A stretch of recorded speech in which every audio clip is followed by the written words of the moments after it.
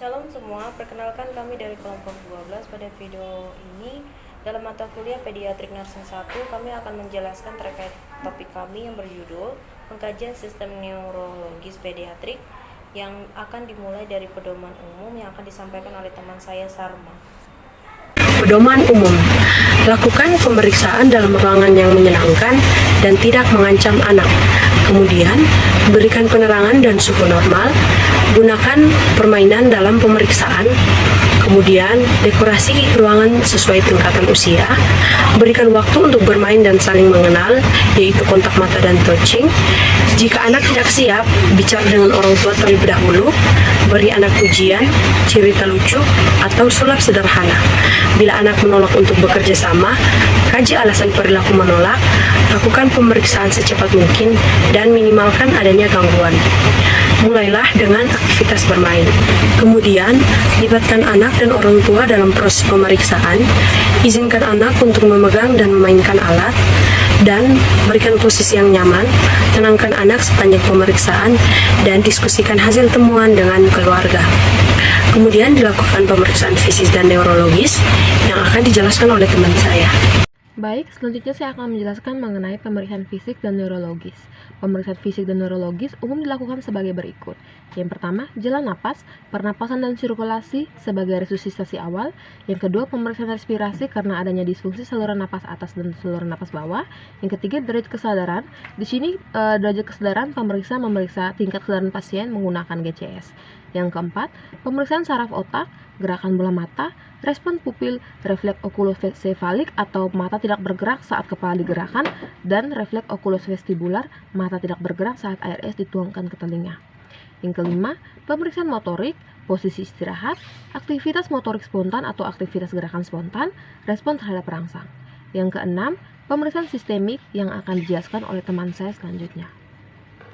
Selanjutnya, pemeriksaan sistemik mencakup yang pertama pemeriksaan suhu. Normalnya 36,5 sampai 37 derajat Celcius. Kemudian ada pemeriksaan funduskopi atau oftalmoskopi, yaitu pemeriksaan bagian mata yang bertujuan untuk memeriksa bagian belakang dan dalam mata. Kemudian ada pemeriksaan telinga, hidung, tenggorokan, jantung, pembuluh darah, dan perut.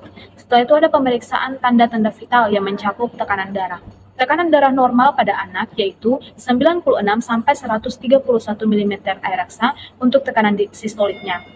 Kemudian 55 sampai 62 mm air raksa untuk tekanan diastoliknya. Setelah tekanan darah ada pemeriksaan denyut nadi, yaitu untuk kisaran normalnya 70 sampai 120 kali per menit, dan ada pemeriksaan pernapasan yang kisaran normalnya itu 20 sampai 30 kali per menit. Setelah itu pengukuran menggunakan skala koma Glasgow, yaitu penilaian numerik terhadap respon terbaik buka mata, fungsi motorik, dan respon lisan ataupun verbal. Skala koma Glasgow dan modifikasinya untuk anak lebih objektif dalam menilai tingkat kesadaran pada anak dan mengubah nilai terbaik berdasarkan perkembangan dan usia anak. Skala berkisar 13-15 atau komposmentis adalah keadaannya normal atau baik. Kemudian skala dari 12 hingga 14 menunjukkan adanya gangguan kesadaran ringan pada anak. Setelah itu 9-11 menunjukkan gangguan kesadaran sedang. Dan nilai skala jika kurang dari 8 menandakan bahwa anak tersebut dalam keadaan koma. Selanjutnya pemeriksaan neurologi atau persarafan. Nervus 5 yaitu nervus facialis. Pada nervus ini ada saraf motorik yang menginervasi otot-otot ekspresi wajah. Untuk pemeriksaan motoriknya dapat dilakukan dengan memperhatikan wajah pasien simetris atau tidak. Lalu minta pasien untuk mengangkat alisnya dan mengerutkan dahi, minta pasien memejamkan mata, menyeringai, dan juga minta pasien untuk menggembungkan pipinya. Untuk pemeriksaan sensoris, pemeriksaan ini dapat dilakukan dengan menyentuhkan air dingin atau air hangat ke daerah rahang pasien, daerah maksila dan mandibula, dan meminta pasien untuk menyebutkan apa yang dirasakan. Selanjutnya ada nervus trigeminus. Nervus trigeminus memiliki dua fungsi, yaitu motorik dan sensorik. Bagian motorik yaitu bagian yang mengurus otot-otot mengunyah. Karena itu pemeriksaannya dapat dilakukan dengan menganjurkan klien untuk mengunyah dan pemeriksa meraba otot masseter dan mandibula. Normalnya, kedua otot di sekitar rahang pasien akan berkontraksi dan akan terasa pada tangan pemeriksa. Pada bagian sensoris, bagian ini mengurus sensibilitas wajah yang memiliki 3 cabang. Pemeriksaannya sendiri dapat dilakukan dengan melakukan pemeriksaan nyeri menggunakan Benda tajam dimulai dari daerah maksila atau rahang atas, mandibularis rahang bawah, dan lalu dibandingkan daerah kiri dan kanannya.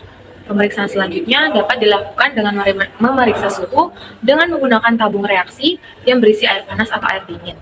Lalu dibandingkan kiri dan kanan antara mandibularis dan juga maksilaris. Inspeksi atau amati bentuk dan roman mata. Lalu, amati juga ekspresi muka, khususnya sekitar mata dan mulut, karena untuk mengetahui adanya perbedaan warna normal. Berikutnya, amati kesimetrisan, lipatan-lipatan nasolabial atau garis lekukan di kedua sisi mulut yang memanjang dari tepi hidung hingga sudut luar mulut. Biasanya lebih menonjol ketika anak tersenyum atau juga bisa dilihat ketika anak menangis. Lalu, amati ukuran dan bentuk hidung. Amati nares eksternal atau yang biasa disebut dua lubang hidung tempat keluar masuk udara dengan meletakkan diafragma stetoskop di bawah salah satu lubang hidung, sementara salah satu lubang yang lain ditutup.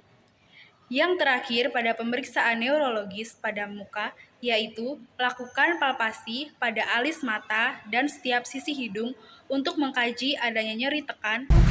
Temuan klinik yang pertama adalah roman muka kasar, batas tumbuh rambut rendah ditandai dengan nama penyakit kreatinisme. Penyakit ini merupakan penyakit hipotiroidisme atau sebuah penyakit bawaan yang dapat menyebabkan keterbakangan mental dan kelainan pertumbuhan pada anak. Selanjutnya ada dahi yang besar ditandai dengan nama penyakit hidrosefalus, di mana penyakit ini merupakan kondisi di mana frekuensi cairan yang mengisi ruang-ruang ventrikel di dalam otak meningkat secara berlebihan. Selanjutnya ada ketidaksimetrisan lipatan nasolabial ditandai dengan nama penyakit Bell's palsy. Ini merupakan sebuah kondisi terjadi kelumpuhan wajah di satu sisi wajah yang disebabkan oleh gangguan pada saraf wajah yang mengontrol otot yang bersangkutan.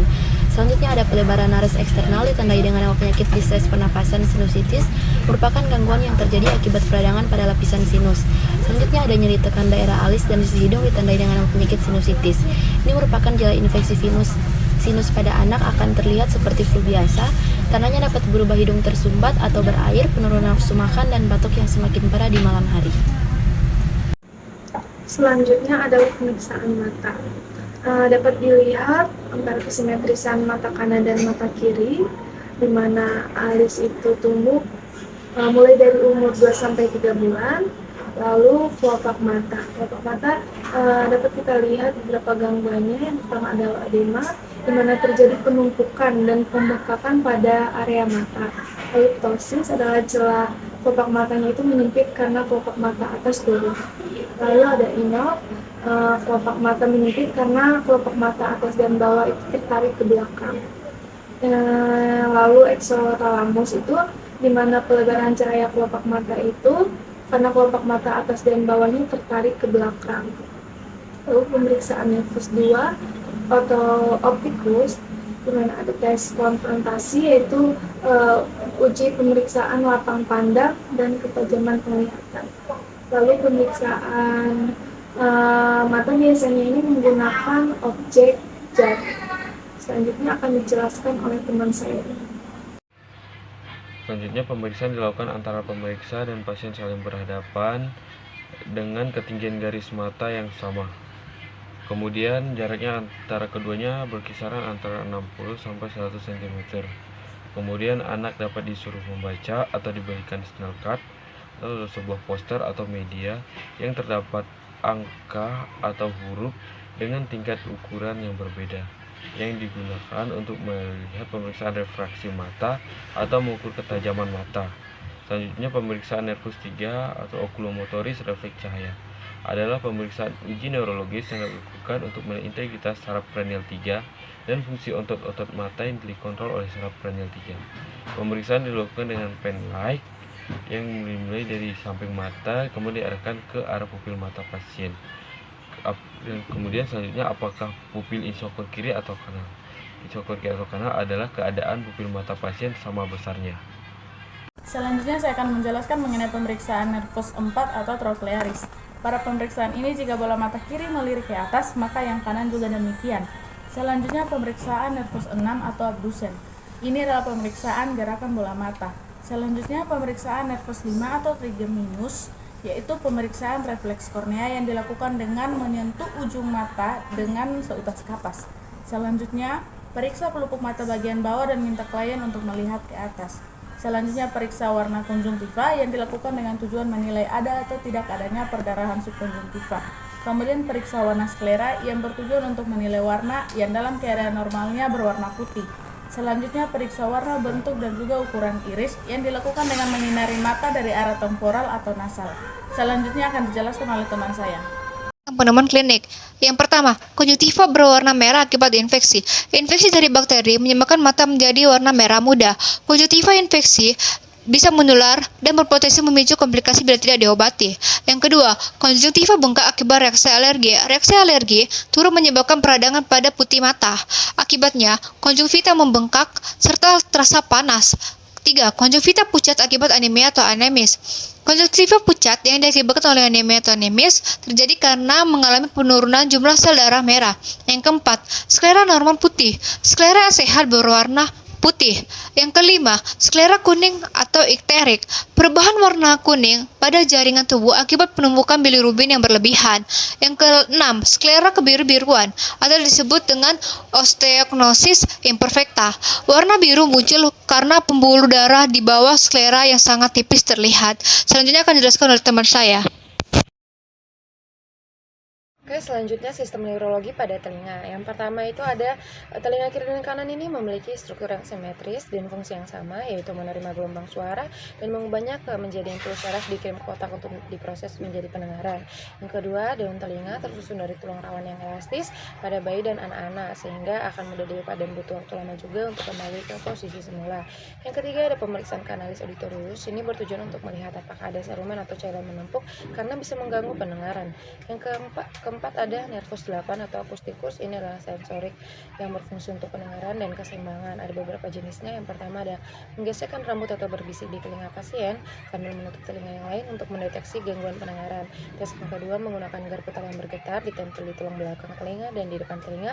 Dan terakhir adalah tes starter refleks dengan menepuk tangan di dekat telinga pasien dan menilai fungsi fasialis, trigeminus, dan refleks mata pasien ketika bereaksi. Selanjutnya dilanjutkan oleh teman saya. Selanjutnya adalah pengkajian fungsi motorik. Yang pertama kita akan mengkaji Treadle test dengan cara berdiri mengangkat satu kaki, lalu lihat posisi pelvis atau panggul apakah simetris antara kiri dan kanan. Yang kedua ada waggling gait, yaitu melihat cara berjalan apakah cara berjalannya seperti jalan bebek. Yang ketiga ada Thomas test, dikaji dengan cara lutut kanan ditekuk dan dirapatkan ke dada. Jika terasa sakit, lutut kiri akan terangkat. Keempat, ada balot dengan patella, dikaji dengan cara tekan mendorong kuat pada sendi lutut akan menimbulkan bunyi klik jika ada cairan di antaranya. Yang kelima, mengurut kantong suprapatella pada lutut ke bawah akan timbul tonjolan pada kedua sisi tibia jika ada cairan diduga artritis atau radang sendi. Yang terakhir adalah refleks patella atau sering disebut dengan refleks lutut dan hamstring. Pengkajian selanjutnya akan dilanjutkan oleh teman saya, Talita. Baik, jadi saya akan lanjut menjelaskan. Fungsi motorik pada anggota gerak itu harus diperiksa secara berurutan untuk mengetahui pola abnormalitasnya. Pola hemiparesis disertai refleks otot abnormal memperlihatkan lokalisasi lesi kontralateral dari jaras corticospinalis atau piramidalis. Fenomena kortikal akibat kerusakan pada atau di atas nukleus tertentu pada batang otak dapat menyebabkan sindrom. Yang pertama, derkotikasi atau posisi fleksi dengan lengan fleksi dan tertarik ke atas dada yang disebabkan oleh kerusakan traktus spinalis atau di atas red nukleus. Yang kedua, deserebrasi atau posisi ekstensi dengan lengan ekstensi dan rotasi interna yang disebabkan oleh kerusakan dekat traktus vestibulospinalis atau keracunan opistotonus yang menyebabkan hiperekstensi parah pada kepala, leher, dan tulang belakang sehingga menjadi satu kesatuan yang lengkap. Hal ini merupakan efek ekstrapiramidal dan disebabkan oleh kejang otot aksial di sepanjang tulang belakang. Selanjutnya akan dijelaskan oleh teman saya. Selanjutnya adalah pemeriksaan penunjang. Setelah dilakukan pemeriksaan neurologis, maka dilakukan pemeriksaan penunjang yang sesuai dengan indikasi dan untuk mencari etiologinya. Pemeriksaan pertama yaitu adalah pemeriksaan darah yang meliputi pemeriksaan darah tepi lengkap, elektrolit, glukasa, kalsium, dan juga magnesium. Kemudian ada pemeriksaan fungsi hati, kemudian ada pemeriksaan faktor koagulasi dan juga screening toksikologi. Ada juga pemeriksaan khusus, yaitu mengecek kadar obat antikonvulsi, tes fungsi tiroid, dan apabila terdapat kecurigaan apakah anak mengalami gagal jantung atau paru, maka dibutuhkan pemeriksaan elektrokardiografi dan juga ronsen dada. Ada juga fungsi lumbal yang harus dilakukan bila terdapat dugaan adanya infeksi susunan saraf pusat. Bagian yang diperiksa nantinya adalah punggung bawah di area lumbal. Namun, perlu dilakukan pemeriksaan CT scan terlebih dahulu apabila manifestasi klinis menunjukkan hasil yang ambigu. Umumnya juga diperlukan untuk pemeriksaan CT scan atau MRI kepala. CT scan kepala ini dipilih bila anak dicurigai adanya trauma kepala dengan komplikasi perdarahan intrakarnial yang terjadi pada otak, tumor atau massa di daerah supratentorial pada otak. Kemudian pemeriksaan MRI kepala ini juga dipilih jika anak dicurigai ada kelainan di daerah cerebellum, batang otak, ataupun di bagian medula spinalis di bagian tulang belakang. Nah, kemudian ada juga yang namanya pemeriksaan elektroencephalograph atau yang disingkat dengan EEG. Nah, untuk pemeriksaan EEG ini sendiri digunakan untuk mendiagnosis anak ketika kejang tanpa adanya konvulsi. Nah, selain itu pemeriksaan EEG ini juga bermanfaat di dalam melakukan penilaian berkala kepada pasien anak yang memiliki status epileptikus, koma secara persisten, ataupun pasien-pasien anak yang sengaja dilumpuhkan. Sekian presentasi dari kelompok kami terkait topik pengkajian sistem neurologis pediatrik. Berikut merupakan referensi yang kami gunakan dalam penjelasan materi. Semoga apa yang kami jelaskan dapat bermanfaat bagi kita semua. Terima kasih.